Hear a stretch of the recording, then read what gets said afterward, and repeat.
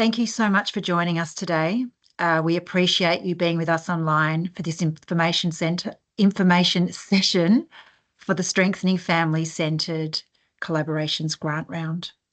I'd like to acknowledge the traditional custodians of the land I'm on today, the Wurundjeri people of the Kulin Nation, and I pay my respects to elders past and present and thank them for the continuing care of land and waters. I'd also like to acknowledge the traditional custodians of the Northern Territory, Queensland, South Australia and Western Australia, and any First Nations people joining us today. I acknowledge that we are all meeting on the unceded lands of First Nations people. Please note that this session will be recorded and will be shared with you at the conclusion. The purpose of this session is to provide some information about the funding opportunity PRF recently announced and to give you a chance to ask questions you may have. We will talk for about 15 minutes and then have about 40 minutes, for questions and answers. If questions come to you while we are talking, please use the Q&A function, not the meeting chat, to post your questions, and we'll try to address as many as possible.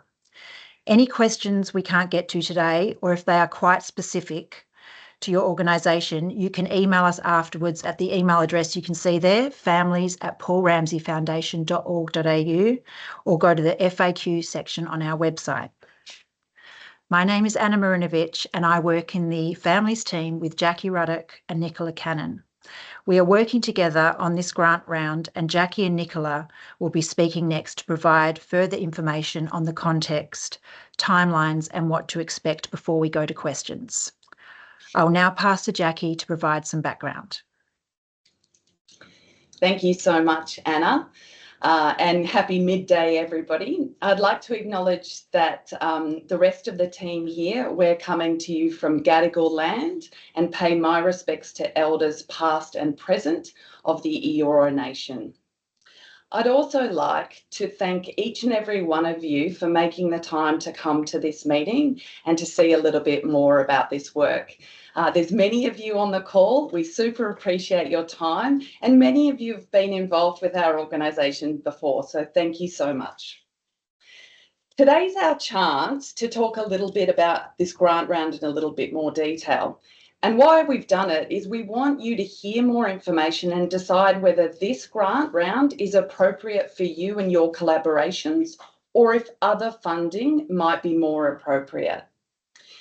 We as an organisation, PRF, have been investing in families who experience or have experienced domestic and family violence since around 2020. And you can see on the map of our First Nations lands the organisations that we've supported to date and just how far and wide they come from.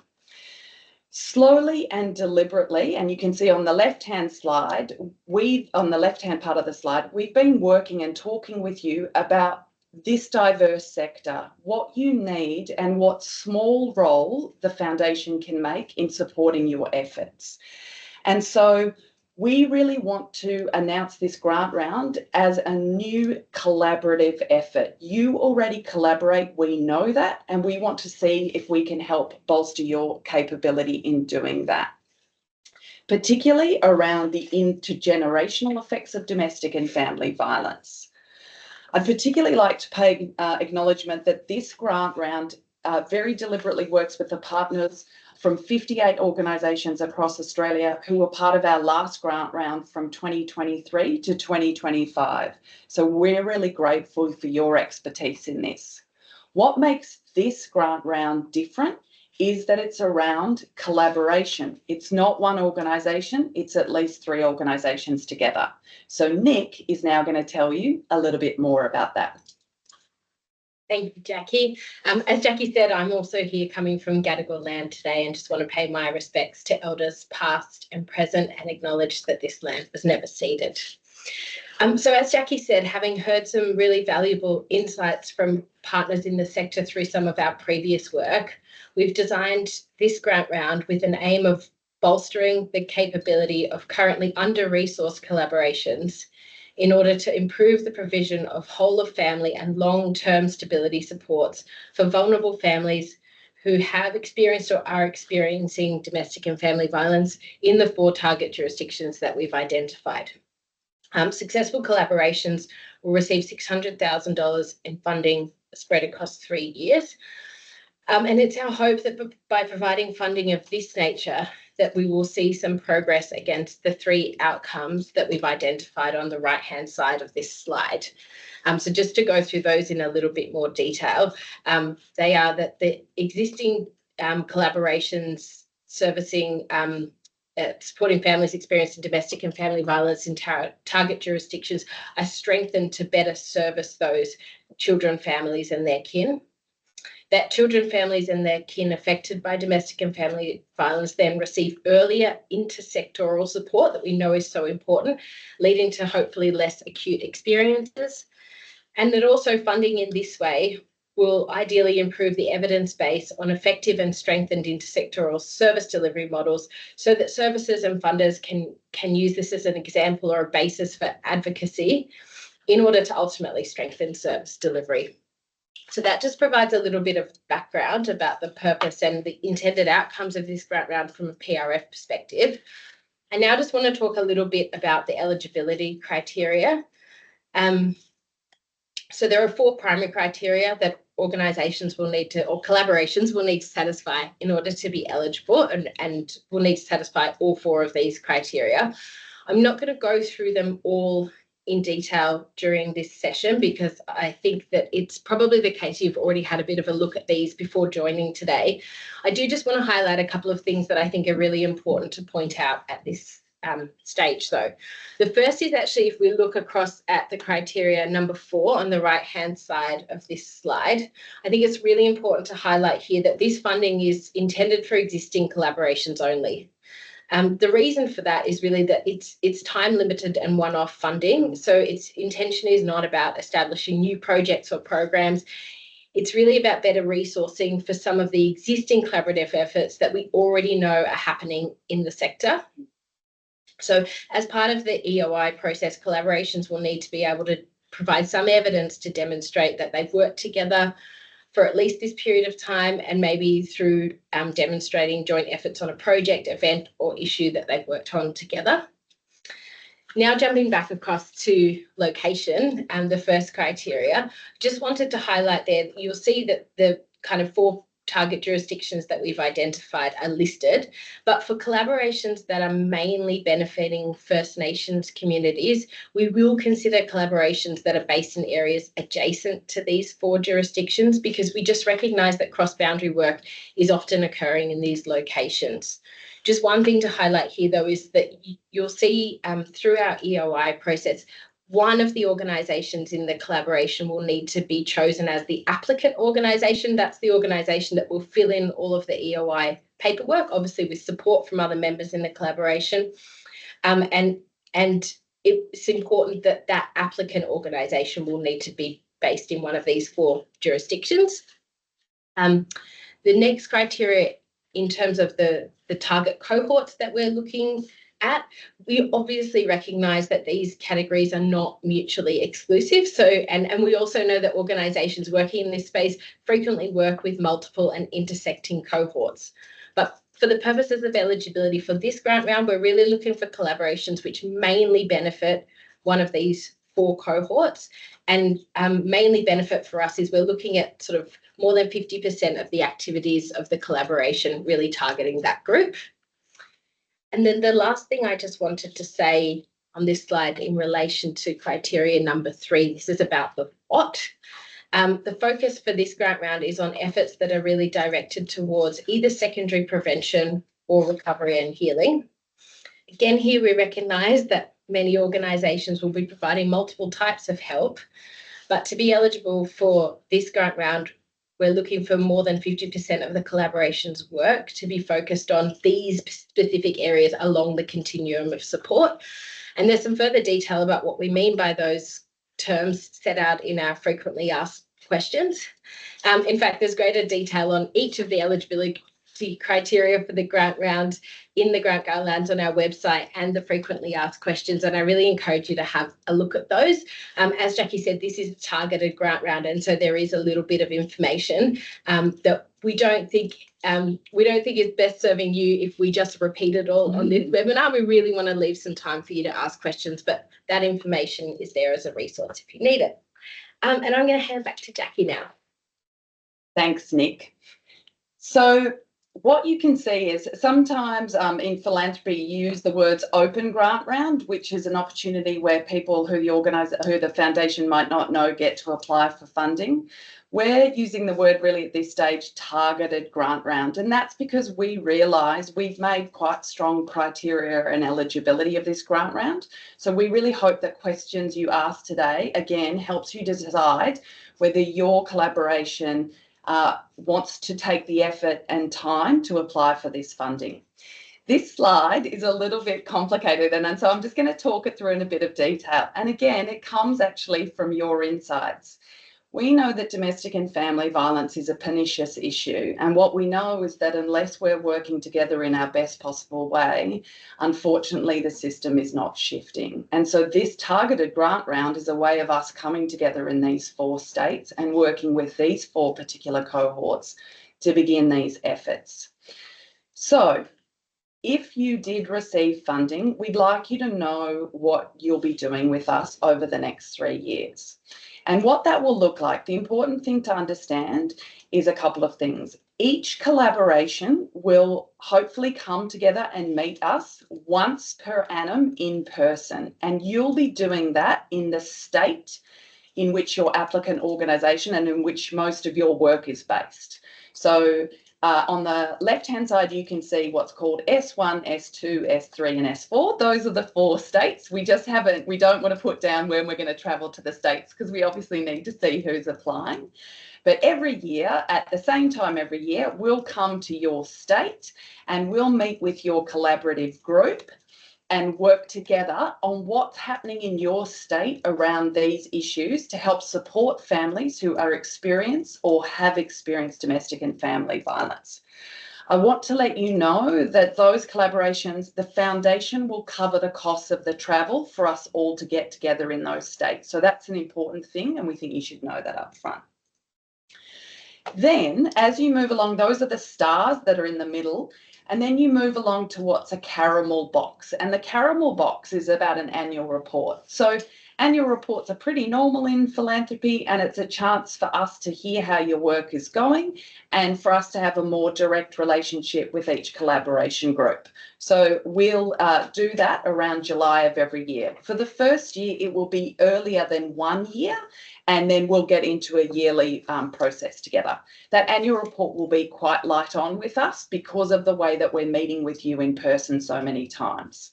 Next along is 4 lime boxes.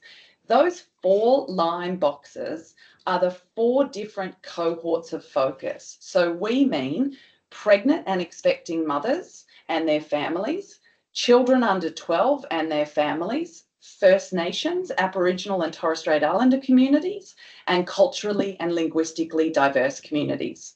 So if you apply for this grant round, you have to pick which of those 4 cohorts you mainly benefit. And once per year, online together, we'll get together and talk particularly about those groups and what we can do as a collective to aggregate insights around this. And when we do that work, that will be across all the 4 states. So we'll be able to see jurisdiction to jurisdiction, what's happening in your area and what can we share to help support families. Then the last one is a kind of pinky colour, and that's the national convening. So once per year, again, online, a bit like today, except we'll be talking to each other, we'll get to come together and say, what are we learning across the whole gamut? So essentially what this is a network of collaborations. And again, we really learned that with our previous funding, that if we're going to change what's happening for families on the ground in Australia, we need to come together and learn together. It's important to know that there'll be a convener role who'll support us and help support you in this work. And there'll also be an evaluator sitting across all of this work so that we can drive the findings up, particularly in what we're hoping is our joint work to government. So that's that. That shows you how we'll be working together. Now, Again, we really understand that it takes time and effort to apply for a grant round, and unfortunately, not everybody is successful. So that's why we've done a two-stage process. There's an EOI stage, and I really encourage you, there's a PDF of the EOI questions that the group can have a look at. So please do that if you haven't had a chance. You can see about the EOI process because we don't know what applications we might get for this targeted grant round, and then it moves into a second stage. So what's important to know about this two-stage process is that it's $600,000, $200,000 per annum. You don't need to apply for 598 or 195 per year. Just put in the 200 grand per year. What we need you to know, and you can see with that previous slide, we've put in the paperwork, if you get to the second stage, at least $30,000 for some of the reporting requirements, because you can see it is really about us coming together. So we want to make sure that you're funded for that aspect as well. If successful, funding will occur around October, November of this year, and then you'll see we begin to come and work together more deliberately from 2026 into 2028. Okay, I think that's all I need to do. So now I'm going to hand back to Anna. Thank you, Jackie. So as you can see from this timeline of the process, it has 3 stages. So interested applicant organisations can submit an expression of interest on behalf of their collaboration, and those applications close on the 10th of June. We will assess the EOIs based on the criteria outlined in the guidelines, and selected collaborations will be invited to interview online between the 18th of August and the 11th of September. If selected, we'll ask you to provide us some more information around your financials, policies and outcomes. And in the 3rd stage, you can see here in the lime green, we will finalise the grant announcements, and successful collaborations will take part in an online orientation meeting around October this year, and we'll prepare the final paperwork for grant agreements and hold our in-person state-based sessions early in 2026, as per Jackie's slide earlier. Those dates are yet to be announced. As I said previously, you can contact us on our email at families@paulramseyfoundation.org if you have any further questions that weren't addressed today. But now we will go to the Q&A session. So if you do have any questions, hopefully we can sort that out for you now. Okay, so I have a question here. Our network supports women leaving family violence and provides specialist support when she and her children leave. We specialise in accommodation services. We also work with pregnant women too. Should we apply? Jackie, I might throw to you to address this question, please. Thanks, Anna. So again, I want to acknowledge that across Australia, important domestic and family violence work happens every single day, and we know that you need money. My advice in this situation would be to not apply. And unfortunately, the reasons why I would be encouraging you not to apply would be the following. The first is that the collaboration based on that question is that you are doing what is called in the sector tertiary or crisis work. So unfortunately, when a woman and her children have to leave the family immediately. The second part about that is that although you say that you work with pregnant women, it isn't that it is mainly benefiting pregnant women. So that wouldn't follow the eligibility of over 50% of the collaboration is about addressing that cohort. So for now, I would say it would be a no. Thanks, Anna. Thanks, Jackie. Our next question is, we were in a partnership of 2 organisations working together for over 5 years, and then about 9 months ago, a third, more specialist children's services has joined our work. We support kids as clients in their own right, especially longer term work with kids. Are we eligible? Nick, if I could throw to you for this one, please. Thanks, Anna. So I think in this example, the answer is yes, probably eligible, just with a few caveats. So I think just addressing there the length of time and the fact that a new organisation has kind of come into the collaboration. Not all collaborations have to have organisations having worked together for the same length of time. We know that that's not really how things work in practice. As long as that minimum criteria is satisfied, and in the example you just described, it is. So the minimum criteria being that at least 3 organisations working together for at least 6 months. So the fact that a new organisation has joined your collaboration 9 months ago, that's looking like a tick.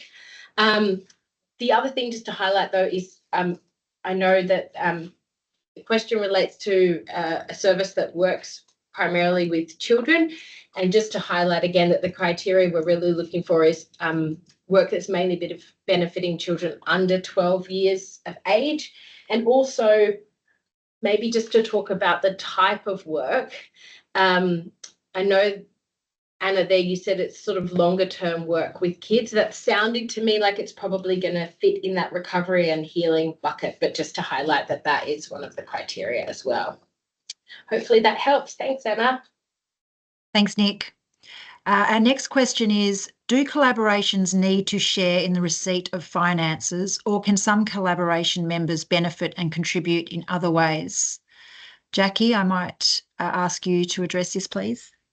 It's a great question. It's a great question. So there's 2 ways I'm going to answer it. So the first is just to repeat the applicant organisation. So the applicant organisation on behalf of the collaboration goes through our portal and puts in your EOI. So you absolutely want to work with your other parties and make sure you're happy with how you've answered the questions, which is why we put them in a PDF form so you can go through it together as a group.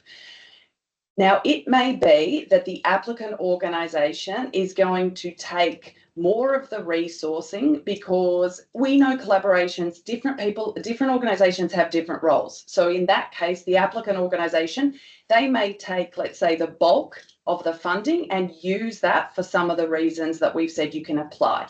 Totally fine. This isn't about splitting the money evenly, and absolutely that, I mean, we know through our work that collaborations, it's why also the applicant organisation needs to be ACNC listed, but actually the other organisations don't need to be. We know collaborations are working with government organisations, they're working with advocacy groups, they're working with different kinds of groups who aren't always ACNC registered. So the idea behind this is that there can be a range of parties involved, and you can each bring different and unique skills into the collaboration.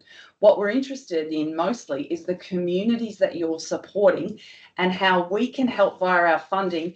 You get better, your efforts go a little bit further, which is why we've said things like linkers, or supporting some extra resource, or supporting really targeted brokerage. That means that together you can support those children under 12, for example, or pregnant women, or First Nations communities, called communities, in different ways.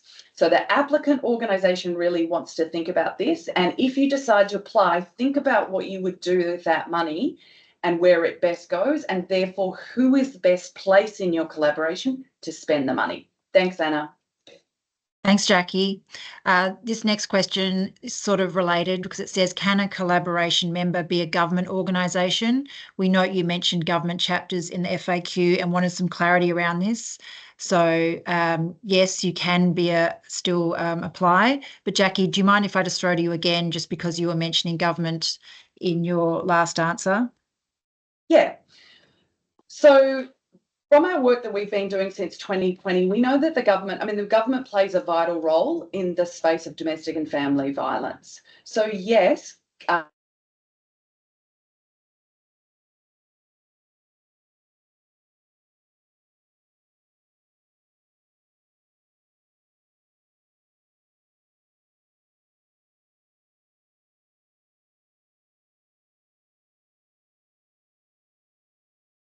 can you hear me again? Yes, Yeah. thanks. That's great. Perfect. Sorry for that, team. It's nice and live. Okay, so I don't know where I was up to, but we know governments play an incredible role in this space, especially on a local government level and at a state-based level. So yes, absolutely, governments can be part of government. The reason we work the word chapter is because, again, we're trying to be as broad as possible. Governments should not be the applicant organisation. And that's because governments are supported by the governments to do this work. So what we would be looking for, those collaborations that involve government, what we definitely be looking for is what's the unique role that the government's playing. This grant round is because we as funders are trying to play quite a unique role, and that's what we're looking for collaborations. We've seen via our previous grant rounds that when 3 or more organisations come together, they're very deliberate in what they're doing to help that cohort. That's what we'd be looking for in the government work, that if that's a part of your collaboration. Thanks, Anna. Thanks, Jackie. Our next question is, does the collaboration have to already be working to address domestic and family violence, or could it be working to currently address other issues and then go on to use this funding to strengthen domestic and family violence response for at-risk families? Nick, are you able to answer this question for us, please? Yeah, thanks, Anna. Another really great question. So the answer in that case is that the intention here is really for it to be pre-existing work that just needs some strengthening. Maybe some components of the collaboration's work are not currently funded. And I think if you have a look in the guidelines at sort of the examples of what work will and won't be funded, that might give a bit of a sense of the way that we're proposing that the funding could be used to strengthen existing work that is in the domestic and family violence space. So unfortunately, I think in this scenario, that's not the intention of the work for this grant round. Thanks so much, Nick. Our next question is there a KPI attached to the reporting, and is there a specific database to be used for reporting? I might just quickly address this myself. We don't really work to KPIs. We will be working with an evaluation team, so we will be working together to sort of form up how we will be working together and what the outcomes we're trying to reach. We also have at PRF, we have 2 incredible team members who are also working with us in this to help us look at the outcomes and how we will work together to try and get those learnings together. So Jackie or Nick, I'm not sure if there's anything either of you want to add to that. I'll say something, Anna. 2 other things is that, and you'll see if you decide to apply, you go through the grant portal to apply. That's exactly where you'll do your reporting. So on a technical front, the way you put your interest in applying in is exactly how you'll do your annual reporting. And the detailed slide that I showed is just to reiterate what Anna has said. The annual reporting is an important part. It's an important part of our compliance piece as a registered charity ourselves here in Australia. What is much more important to us is actually to use your reporting for then when we get together as a group. So all of it is aligned so that our questions to you, if you're successful, are all around what are you finding in your state, what are you finding in your collaboration, and what are you finding with your cohort group. So the reporting piece is actually lighter. It's much more.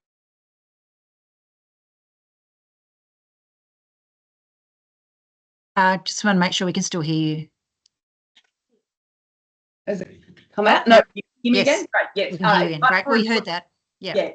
Okay. Just cut off at the end, just want to make sure. And our next question is, if our organisation is based in a non-eligible state, but the work is happening in an eligible state, should we apply? I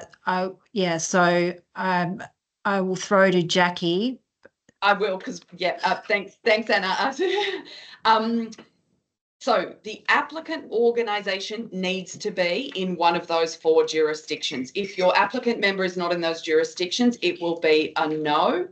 Also, because actually, again, what we found through our partners is that the majority of work, the way that funding works in Australia is by state-based jurisdictions. It was one of the reasons we've started with the states in this way.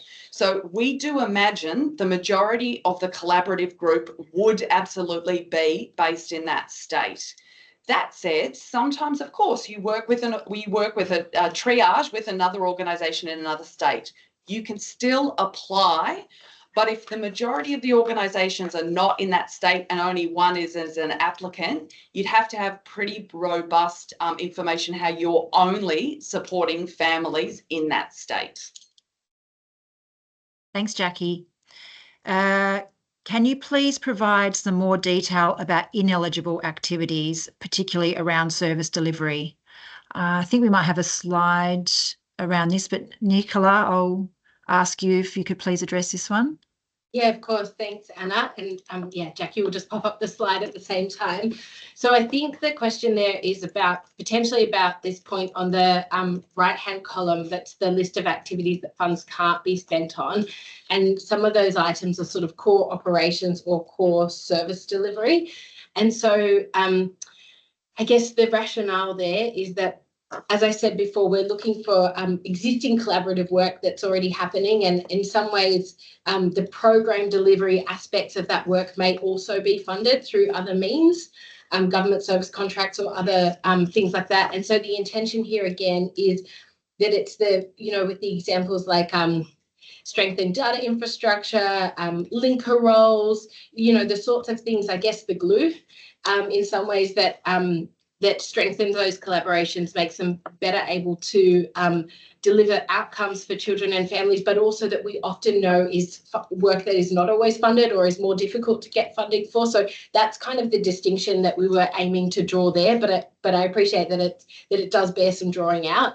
And feel free, Jackie or Anna, if you wanted to add any clarification there as well. I'm just going to add one thing to what Nick has said. Thanks, Nick. And that's just to say that in the research that we've done, and particularly again with partners who we've had to date, we know that a large amount of funding in the sector is to fund core services via the government. We do not want to displace that funding, which is why Nick said we are seeking to fund glue activities, extra activities that will help make your case and therefore our case all together as a group of organisations together about why ongoing funding in those additional areas is required.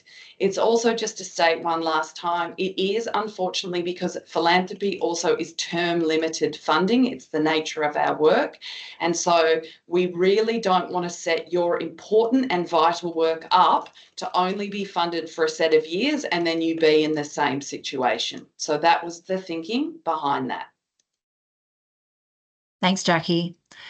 Our next question is, if your organisation has been collaborating with other organisations for years but doesn't have formal MOUs, etc., is that acceptable or does it have to be formal in regards to proving existing collaborations?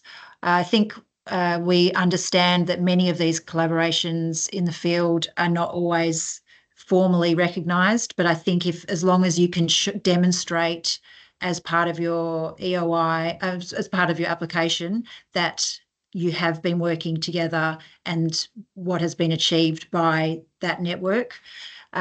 Jackie or Nick, did one of you want to add anything to that? Yeah, I'm happy. Thank you so much, Anna. The other thing I was just going to add, because for anyone who's on the line that might have already looked at the guidelines and frequently asked questions, you'll see that there's some wording in there about a memorandum of understanding. And so that's just to clarify that through this process, for collaborations that are successful in being awarded funding, that we will actually, we have like a template memorandum of understanding that will be signed between the organisations. So there will be a formalised relationship there.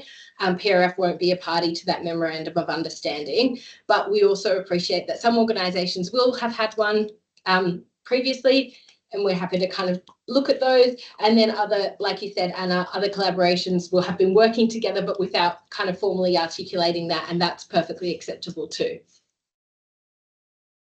Great, thanks, Nick. The next question is, Does it count if two separate sets of partners have been working closely together for a long time, one of them a common partner, and the organisations wish to move forward as a three-partner collaboration? Jackie, I might ask you to take this one, please.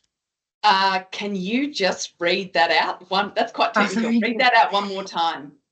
Does it count if two separate sets of partners have been working closely together for a long time, one of them a common partner, and the organisations wish to move forward as a three-partner collaboration? There is a question in it's a good question. There is a question in the EOI about showing evidence. Now, if I were to understand that, which is hard to do live, but it sounds like actually all those parties have been working together. So if the evidence can show that those parties have been working together for the benefit of one of the four cohorts, yes. However, if actually they haven't been working directly together for over 6 months, then don't apply. Again, it's just, we really understand that, and we understand 6 months is arbitrary, but this is really about organisations who can show that they've been working in this space together. I also really, I come from the charity sector myself. I really understand how funding is a motivator to bring parties together. This grant round wouldn't be appropriate for that, just because of how it's set up and the work that we'll be doing, particularly with cohorts. I really encourage you to not attempt to show ways a collaboration has been together for longer if it hasn't been 6 months. In the end, I think with the amount of effort that we're hoping we could do together, I wouldn't want to see it taking away from your vital work of families. I hope that answers it. And again, I just will use that one to say the email address is families@paulramseyfoundation.org.au. I really encourage you with some of this nuance to send us an email so that the team can talk a little bit more as well. Thanks, Jackie. That sort of leads on to our next question as well. Would you consider less formal means of collaboration such as referral pathways, which have existed for longer than our formal collaboration around program design? Yes. Yes. So Thanks, again, Jackie. based on what we know today, and Nick, if you want to answer it, and like referrals are an incredibly part of this system. It's one of the reasons actually we did this grant round. We know families aren't ever with one service. You're involved, you refer again across and a range of things. Referrals is a collaborative piece of work. We just have to understand, you have to show us how you see that in a collaborative way, and then what efforts that makes for those four cohorts. So we see referrals as actually a collaborative activity. Again, just because we don't know who might apply, and this is why we're doing this session today, it depends on how many applicants we get to understand the referrals. Referral is a core activity.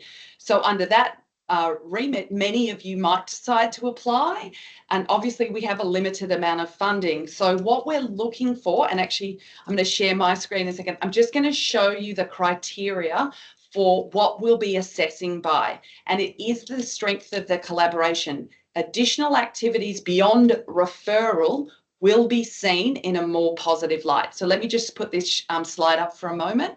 And then, Anna, you can be looking at your next question. No, sorry. Jumping quickly. There you go. So, and this is on the frequently asked questions. It's on the eligibility criteria. So please take the time to look, because I know just showing it up is pretty quick. But these are the things that we'll be looking at. And there are direct questions about how you work together to support those cohorts. So I would imagine for successful organisations, it would be what I would call referral plus. Thanks, Jackie. Our next question is, by meeting some of the criteria, additional staff may be needed to undertake the work. Can this be funded? Nick, I will throw to you for this one. Thank you. Yeah, thank you, and I'm happy to take that. And yeah, the answer is yes. We totally expect, particularly, when we look back to that sort of can and can't be funded activity slide, it's absolutely the case that some of the work in there might need people with particular specialised expertise. And so, yeah, it's absolutely the case it could be used in that way. Thanks so much, Nick. I might also ask you for the next question as well to answer this one. Does the definition of whole family need to include the person using violence? It's a really good question, and I think the answer is it can but doesn't need to. So yeah, we're absolutely interested, I suppose, in these holistic approaches, and particularly when we're talking about collaboration, organisations working together to support multiple family members, and that absolutely can include users of violence, but doesn't need to. Thanks so much for that, Nick. And I think there's a couple more questions coming through. Excuse me. Please keep them coming. We've got another 19 minutes to go. But as we said previously, if you are thinking about a question and you didn't get a chance to answer during this session, please email us afterwards. We're more than happy to address them then, especially if it's something that might be more specific to your organisation, a bit more nuanced. Another question is, could an additional partner join an existing 3-organisation collaboration? Jackie, I might ask you to take this one, please. Yes, because the criteria is 3 organisations plus 3 organisations at minimum, 6 months at minimum. If a 4th, 5th organisation joins, but the first 3 have been together for 6 months, we will look at it. Yes. Thanks, Jackie. I might just pause for a bit here just to see if any more questions come through. And if not, we can wrap up early and you can get a bit more time back in your day. So I'll just wait a little bit longer.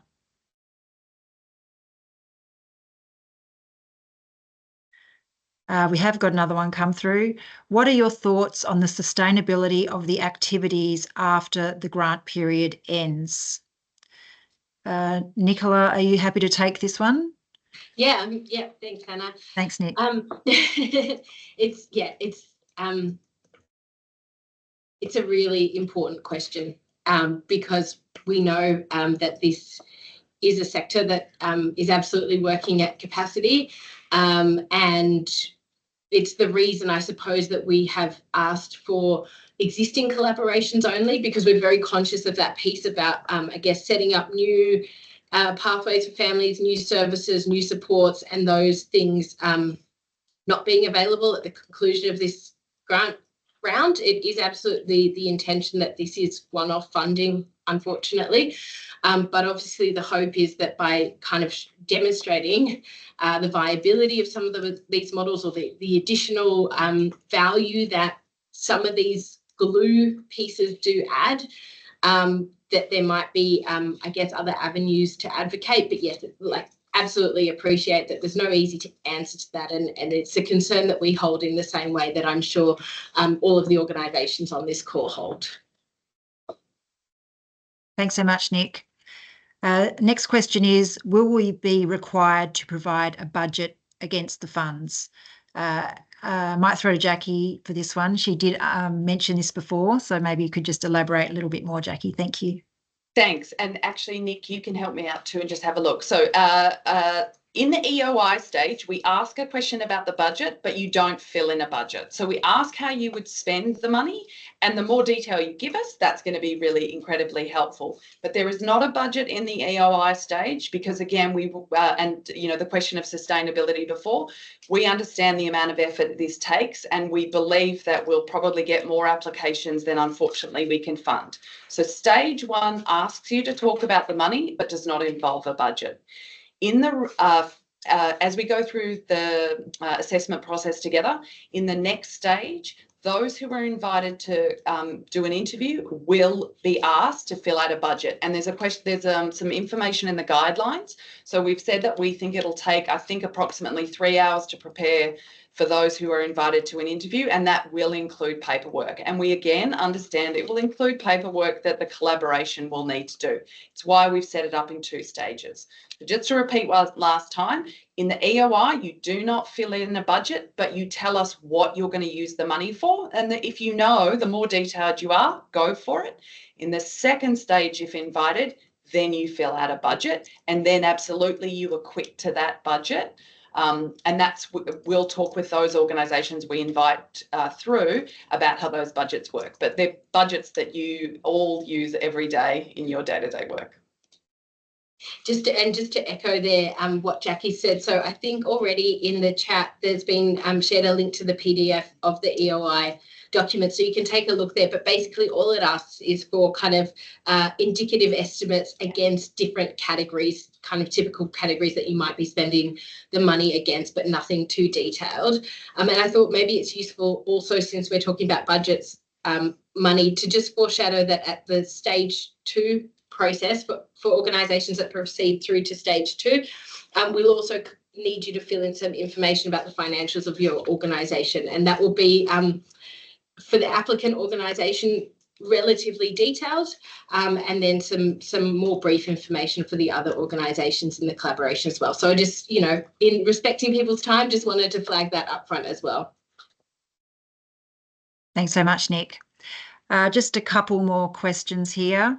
Do you have an approximate idea about how many grants will go to each state? I might throw to you, Nicola, again, if you can. Yeah, I think it's probably a question that lots of people are interested to know the answer to, and unfortunately the answer is we just can't say at this stage. We're really conscious that it is quite a targeted grant round, and for that reason, although we've designed it in a way that we hope will be useful to the sector and will appeal to lots of organisations working in the sector, we don't really have a clear sense at this point in time how many organisations will apply. And so it's really going to have to be a case of looking at the number of organisations, the strength of those applications, until we're kind of able to get to, I guess, whittling down to the successful grant. It is our intention, though, I guess, to be quite targeted about the stage 2 process, and that's the reason that we've put some of the more onerous application requirements in that component of the process. Great, thanks, Nick. And last question for now, can we claim administration percentage costs from the funds, e.g. in the state we claim 20%? Jackie?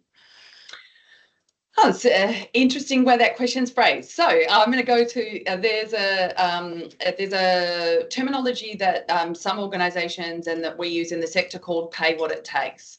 Pay what it takes recognises that all organisations need to cover day-to-day activities as a part of being functioning organisations, and we imagine as a collaboration you would have the same.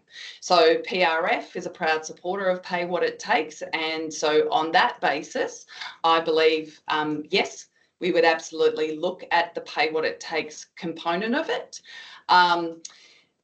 That said, I also do just want to do a nuance piece, which is to say, again, it's not funding for one organisation, it's for a collaboration. So, and it's for additional activities. So we are trying to ensure that this money at $200,000 per annum is targeted to additional, additive, and therefore helpful parts that you currently haven't been able to get funding for.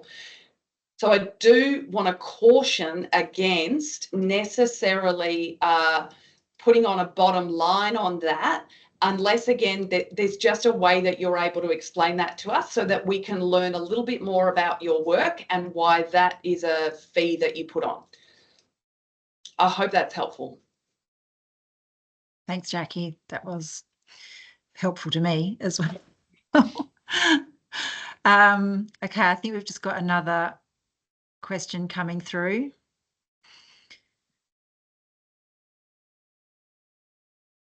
Can the funds be used to scope and design new elements but not yet actually implement them? I think this sort of followed on from your question, Jackie, but I might ask you, Nick, to take this one. I think I misread as I'm reading it. I thought Jackie answered it, but it is a slightly different question. So it's designing new elements, but not yet actually implement them.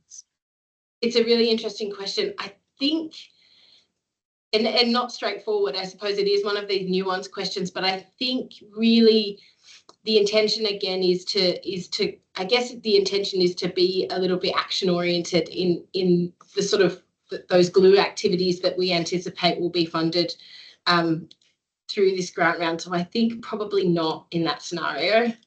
I don't know if you want to add. Yeah. I might just add one more piece onto this, and I'm trying to think, and actually I'm going to share my slide about what will be funded and not funded again, because I'm hoping actually sorry, I'll just bring my screen up. Okay, so again, if you've got a specific question, write to us so that we've got more detail, so that you don't waste your time applying for something that may not be eligible. You'll notice I'm just going to think of 2 reasons why it might be the case. If your collaboration works for a particular cohort and you have an advocacy activity, like you have a new campaign that's around, that's for called communities or First Nations communities, something about that, then absolutely I think that we would look at that. So for things like advocacy activities or evaluation and research, I do imagine some of that would be new. But let's say that the advocacy activities or the research is around pregnant mums. Well, we would have thought that your collaboration's been working with pregnant mums for a really good period of time. You know this, and you can show how that extra funding will mean that pregnant mums get better support for them and their babies and their families as a result of doing this. So if I would caution against new activities unless the funding is actually for something really quite targeted, like putting in new lived experience, leadership in your organisation. Those kinds of new things are good, but new services your collaboration runs, I don't think would be eligible. Thanks, Jackie.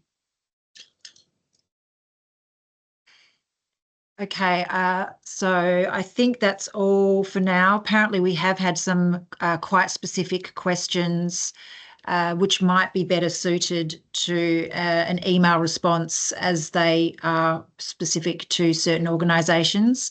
So again, just to reiterate, our email address, families@paulramseyfoundation.org.au. Please email us and we will get back to you. Thank you so much for joining us. We appreciate your time. There's my colleagues back on screen. So thank you for joining us, and please email us and we look forward to hearing from you. Thank you. Bye.